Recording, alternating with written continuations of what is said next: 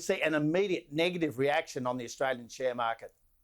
There's been a lot of volatility with the oil price over the last couple of weeks. Do you expect that volatility in the oil sector and commodities in general to continue for quite some time? Absolutely. The reality is that an 8% gain in oil prices in a single session is just as concerning as a 4% drop. That sort of excessive move suggests that the volatility we've seen over the last few weeks will continue for some time yet.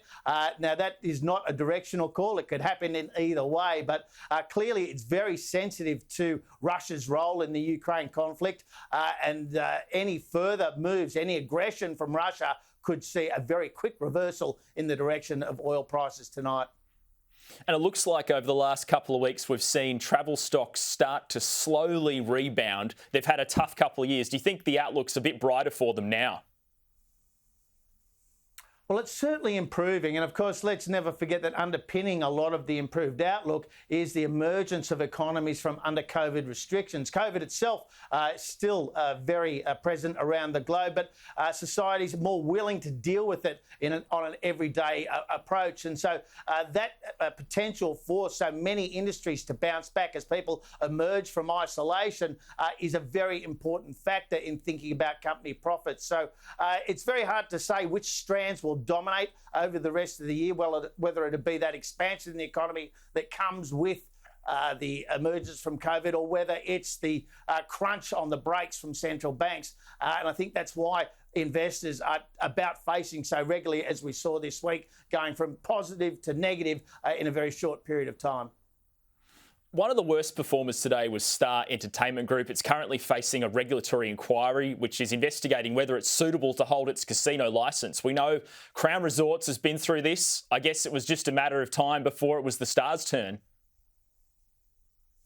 Absolutely, and it certainly turned up with some share price pressure today. Star Group shares trading down to a 12-month low in the morning session today as that news broke across investors. It is very concerning, and given that we're only 2 days into an inquiry that's expected to last weeks, or at least the public hearings of that inquiry, there are real concerns we'll hear further bad news for the Star Casino Group. Ultimately, if there's enough malfeasance here, it could imperil the licences that they hold for their 3 casinos. And if that's the case, that'll have a very material impact on the bottom line. A very concerning development for Star Group shareholders.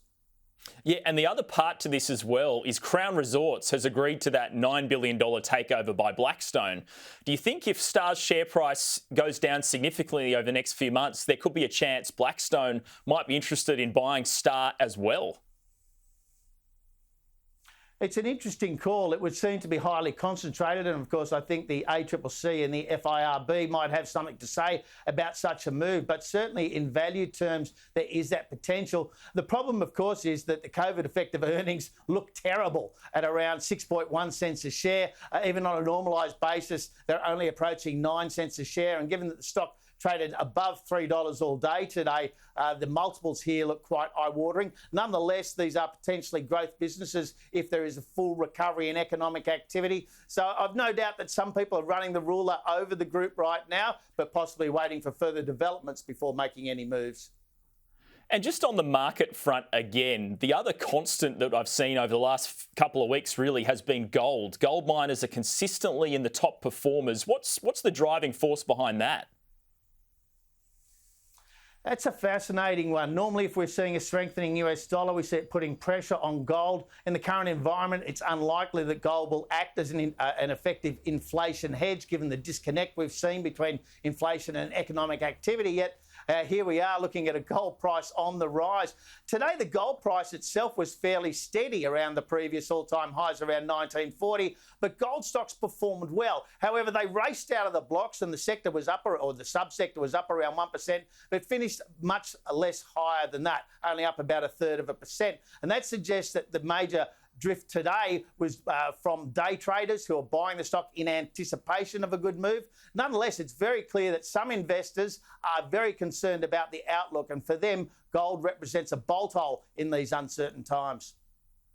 And Michael, you mentioned healthcare stocks were a bit lower today, but surely the outlook for healthcare is pretty bright when you look at Australia's ageing population.